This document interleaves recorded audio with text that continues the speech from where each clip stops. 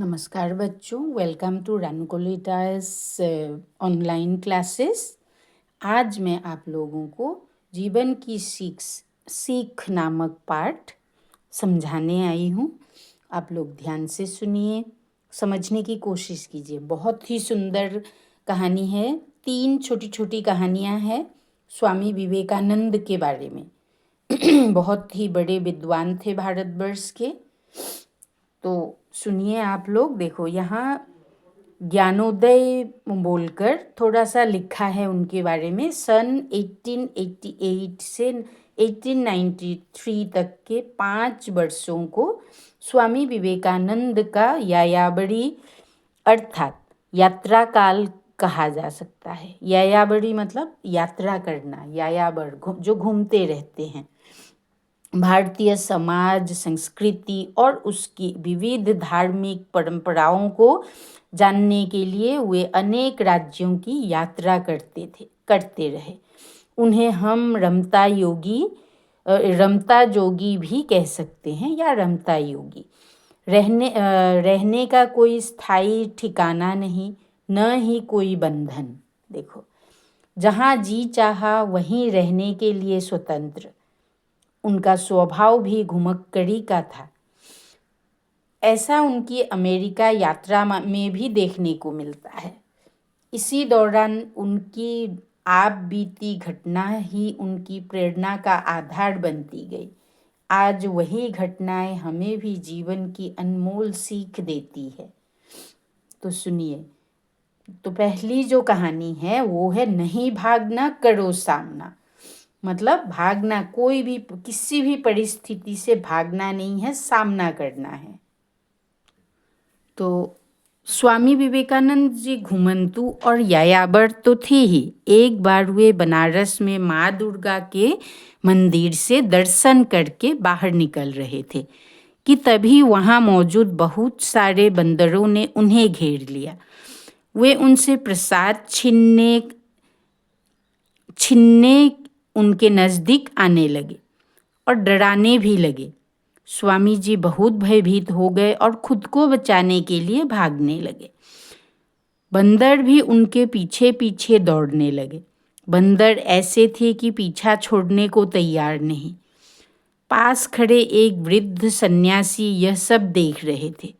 उन्होंने स्वामी जी को रोका और कहा, रुको, डरो मत, उनका सामना करो।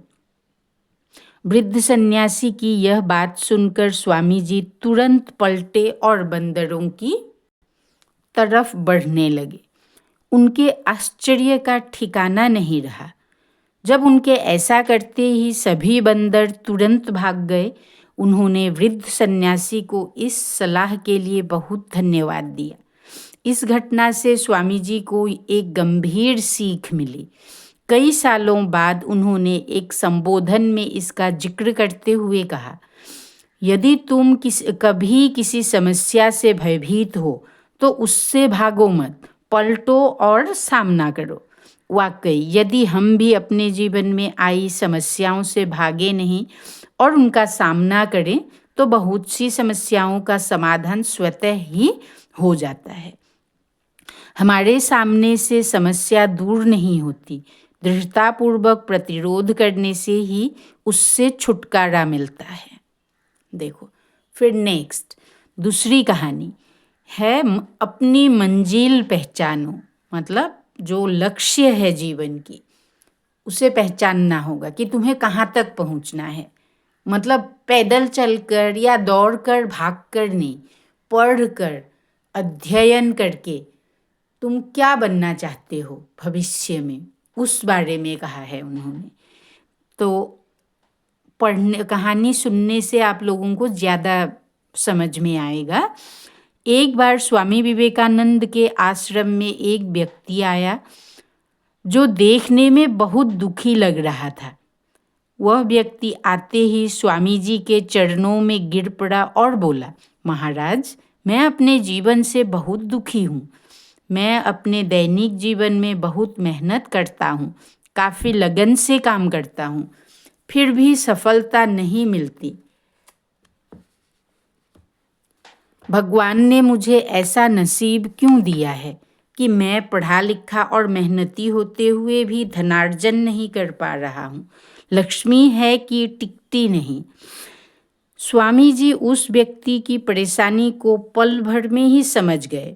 उन दिनों स्वामी जी के पास एक छोटा सा पालतू कुत्ता था। उन्होंने उस व्यक्ति से कहा, तुम जरा मेरे कुत्ते को सैर करा लाओ, फिर मैं तुम्हारे सवाल का जवाब दूंगा। उस आदमी ने आश्चर्य से स्वामी जी की ओर देखा और फिर कुत्ते को लेकर कुछ दूर निकल पड़ा।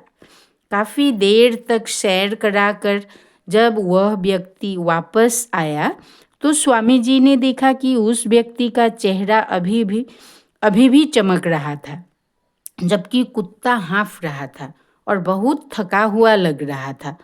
स्वामी जी ने व्यक्ति से पूछा, यह कुत्ता इतना ज़्यादा कैसे थक गया, जबकि तुम तो अभी भी साफ सुथरे और बिना थके दिख रहे हो?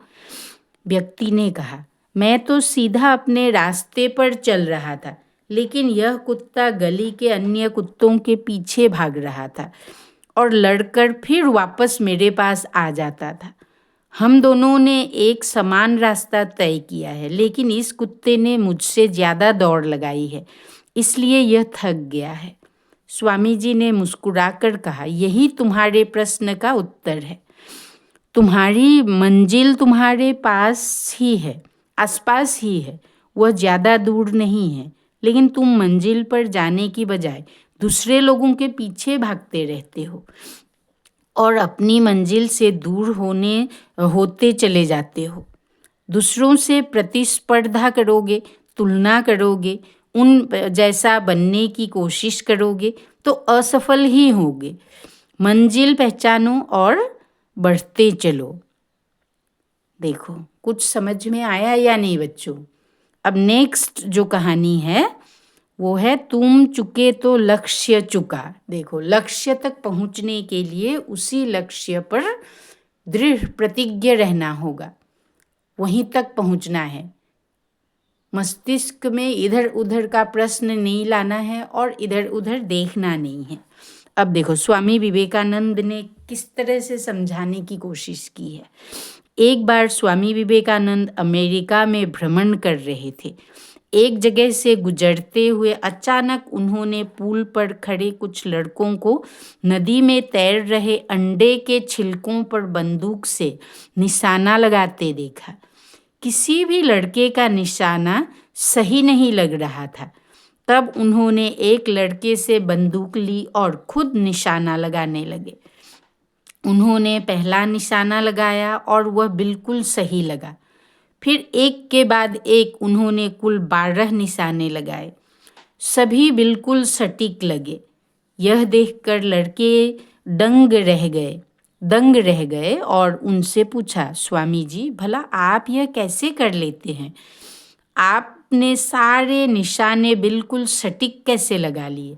स्वामी विवेकानंद जी बोले, असंभव कुछ नहीं है।